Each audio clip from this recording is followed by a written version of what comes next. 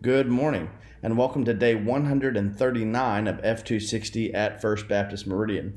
No, you didn't miss a video. Yesterday's video is being done today, and today's video is being done tomorrow due to some things that came up in my schedule. So thank you for bearing with me.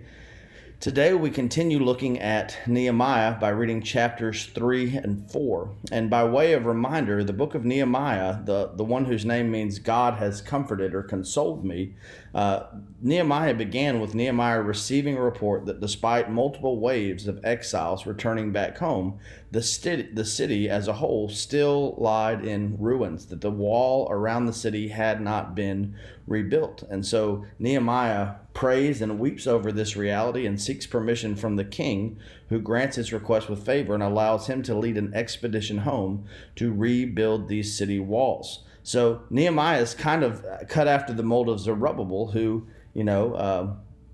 decades before him had made a similar request and then came back and built the temple despite opposition.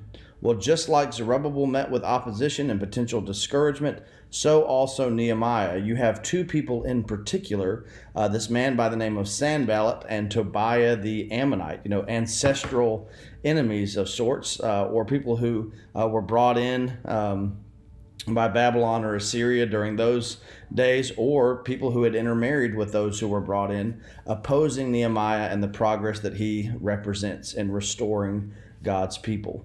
So if you read in chapter 2, I don't know how well you know the topography of Jerusalem. Most people do not study that. But Nehemiah went out at night when his opponents couldn't really see what he was up to.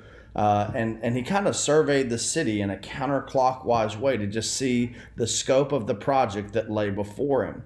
And so now in chapter 3, you see building proceed precisely along those lines, starting with the priest taking initiative to build the sheep gate. And many suggest that just as the temple was the primary building project, so also the sheep gate, through which sacrifices might have come, would have been the first part of the wall to rebuild. So that's an interesting thought.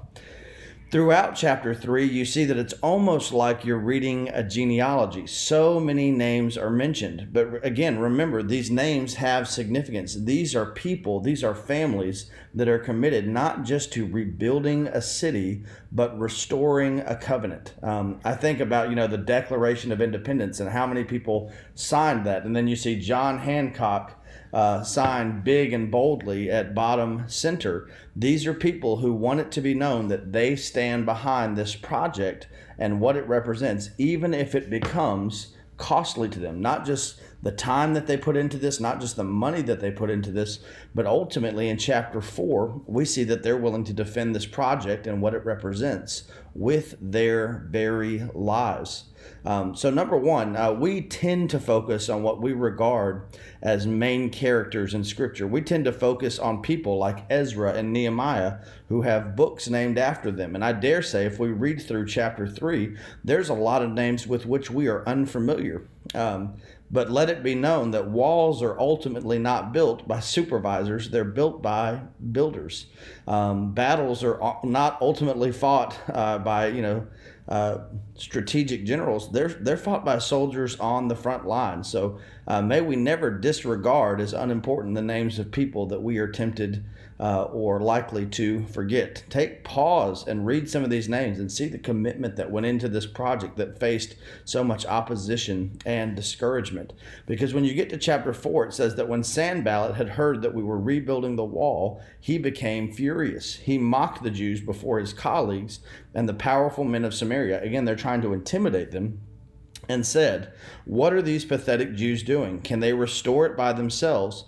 Will they offer sacrifices? Will they ever finish it? Can they bring these burnt stones back to life from the mounds of rubble?" When I think bringing these burnt stones back to life, what do I think of? I think of what you see in prophets like Ezekiel, who use the logic of resurrection. Their point is not that they can bring anything back to life. Their point is that their God is with them and he can. And that's exactly what you see Nehemiah appealing to. These men begin to serve not only as builders, but as guards. They come ready for double duty. So we prayed to our God and stationed a guard because of them day and night. And then listen to what he says to them toward the midway point of the chapter. Remember the great and awe-inspiring Lord, and fight for your countrymen, your sons and daughters, your wives, and your homes. And so you see that these people showed up in a hard time for double duty. Kind of the whole, saying, smooth seas never made strong sailors. And I want to close today. There's more that we could talk about. I want to close today just with on the thought. We're in the midst of a pandemic, and so many people are doing double duty. They're not only trying to work, they're re-navigating what working looks like. I've talked to a number in our churches who either are affected economically, or if they're not affected economically, they're having to put more time and effort in what they do in order to get what used to be normal, the same amount done. God will use this time. You stay faithful. You keep your head up and your trust in Him. God will use this time to strengthen you for His glory. I believe that God responds favorably to faithfulness in and through His people, perhaps even and especially when faithfulness isn't easy. That's part of what we see in Nehemiah, is these guys doubling down on a project they believed God is leading them to and would ultimately see them through.